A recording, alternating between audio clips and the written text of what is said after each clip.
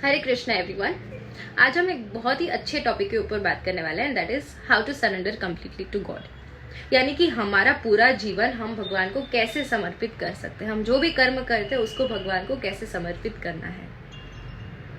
हम अपने लाइफ में सब कुछ कंट्रोल करने की ट्राई करते हैं, चाहे वो अपना जॉब है, हमारे रिलेशनशिप्स है, हमारा हेल्थ है, फिनेंसेस, करियर, एवरीथिंग। और जब हम अपने डिजायर्ड रिजल्ट्स या आउटकम तक नहीं पहुंच पाते, वो हमें नहीं मिल पाता, तब हम भगवान को कोसते हैं और उनको बोलते हैं, उनको हमारे दुश्मन समझ बैठते हैं और हम बोलते हैं कि मैंने तो अपना पूरा टाइम इस चीज को पाने के लिए मैंने वेस्ट कर दिया, लगा दिया और खून पसीना बहा दिया, फिर भी मुझे ये चीज नहीं मिली, ये डिजायर्ड रिजल्ट नहीं मिला।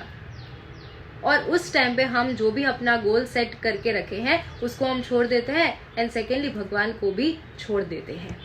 लेकिन उसी टाइम पे हमें ट्रू सरेंडर हमारा जो है वो बिगिन होता है, उसको समझना चाहिए और ट्रूली सरेंडर करना चाहिए, ना कि गिव अप करना चाहिए। और समझना है कि सरेंडर करना गिव अप करना नहीं होता, सब कुछ भगवान के हाथ में कि भाई हार है, जीत है, कर्म है, सब कुछ तू ही कर, मैं कुछ नहीं करूंगा। नहीं, हमें तो अपना बेस्ट देते रहना है, लेकिन भगवान को बोलना है कि जो भी रिजल्ट्स है, जो भी फल है, वो आपको देना है। जो भी मेरे हित में होगा, जो भी मेरे अच्छे के लिए होगा, वही भगवान आप करना। क्योंकि कृष्ण भगवान ने अर्जुन को ऐसा कभी नहीं बोला कि तू लड़ना बंद कर दे, स्टॉप फाइटिंग। नहीं, उन्होंने रादर ऐसा बोला है कि तू अपना कर्म कर और फल की चिंता मुझ पे छोड़ दे। Now there is a beautiful Bhagavad Gita shloka on this that goes like सर्वधर्मान परिपत्यज्य मम एकम शरणम व्रज अहम त्वाम सर्व पापेभ्यो मोक्षयिष्यामि मा शुचः। यानी कि कृष्ण भगवान हमें यहाँ पे ये बताते हैं कि जो भी इंसान मुझे अपने जीवन में अपना लेगा, अपना बना लेगा, उसके जीवन की सारी रिस्पॉन्सिबिलिटीज मैं खुद अपने ऊपर उठा लूंगा। यानी कि हमारे लाइफ में हमें सिर्फ फेथ एंड पेशेंस रखने की जरूरत है। पूरी श्रद्धा के साथ, धैर्य के साथ हमें भगवान के जो भी फैसले हैं उस पर विश्वास रखना चाहिए कि हमारे लाइफ में अगर कुछ वर्कआउट नहीं भी हो रहा है तो उसमें भी भगवान की कृपा छुपी होती है। फिर आप अगर ये सोचेंगे कि मैंने सोचा था कि ये जो डिजायर्ड आउटकम था, ये रिजल्ट था, ये इंसान था, वो मेरे लिए बहुत ही अच्छा था, बहुत ही बेहतर था, फिर भी भगवान ने छीन लिया, तो भगवान क्यों ऐसा करते हैं मेरे साथ। लेकिन आप ही सोचो, अगर बेहतर छीना है तो भगवान आपको किसी अच्छे के लिए, बेहतरीन फल के लिए तैयार कर रहे हैं कि इतना अच्छा अगर आपसे छीना है तो उससे भी अच्छा आप डिजर्व करते हैं, उसके लिए आपको प्रिपेयर कर रहे हैं, तैयार कर रहे हैं, और वो फल आपको देंगे, लेकिन उनके समय पर देंगे। अगर एग्जाम्पल के तौर पे अगर मैं बात करूं, एक छोटा सा बच्चा है, अपने पापा के साथ कार में ट्रैवल कर रहा है और रास्ता जो है वो अननोन है, अंधेरा छाया हुआ है, it is full of twists and turns. यहाँ पे बच्चा डरता नहीं है, रोता नहीं है, क्यों? उसको पता है कि स्टीयरिंग उसके पापा के हाथ में है, उसके पापा उसको कुछ नहीं होने देंगे।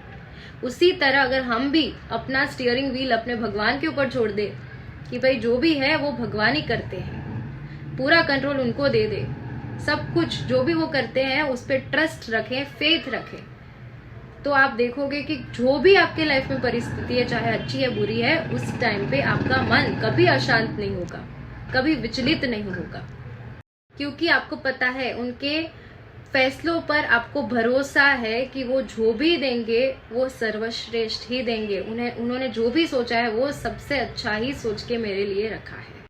तो जब भी आप अभी अपने एफर्ट्स किसी भी कार्य में अभी डालना शुरू करें, उससे पहले भगवान को समर्पित करना ना भूले। सेकेंडली अपना बेस्ट देना है, चाहे वो एग्जाम की प्रिपरेशन हो, जॉब हो, या फिर अपना फिनेंसेस के लिए अगर आप काम कर रहे हैं, रिलेशनशिप्स है, हेल्थ है, चाहे कुछ भी हो। और भगवान अगर आपको डिजायर्ड आउटकम नहीं दे रहे हैं, doesn't mean that you have to give up, लेकिन आपको उस टाइम पे फेथ रखना है और पेशेंस भी रखना है और सोचना है कि भगवान नहीं दे रहे हैं तो उसमें भी मेरा कुछ अच्छा होगा, उसमें भी कोई भलाई छिपी होगी और भगवान मुझे बेहतरीन के लिए प्रिपेयर कर रहे हैं, तैयार कर रहे हैं। सो कई लोग हैं जो इजीली सरेंडर नहीं कर पाते, या फिर वो पूछते हैं कि कैसे सरेंडर करना है, सरेंडर करना क्या होता है। उनके लिए ये वीडियो खास मैं बनाया है। देयर आर 4 सिंपल स्टेप्स जिसको फॉलो करने से you will be easily able to surrender. The very first step is to do नाम जप, यानी कि चैंटिंग। चैंटिंग कभी नहीं छोड़ना है, चैंटिंग नाम जप करते ही रहना है। ऐसा नहीं बोल रही हूँ कि इतने नंबर ऑफ टाइम्स या फिर इतनी माला जपनी है, नहीं, जितना आपका दिल करे, जितना मन करे, लेकिन जपना डेफिनेटली है, जिससे you will be easily able to connect with the divine, the God, the ultimate divine power, जिससे आप इजीली सरेंडर कर पाएंगे एंड डिवाइन पावर के साथ कनेक्ट भी कर पाएंगे।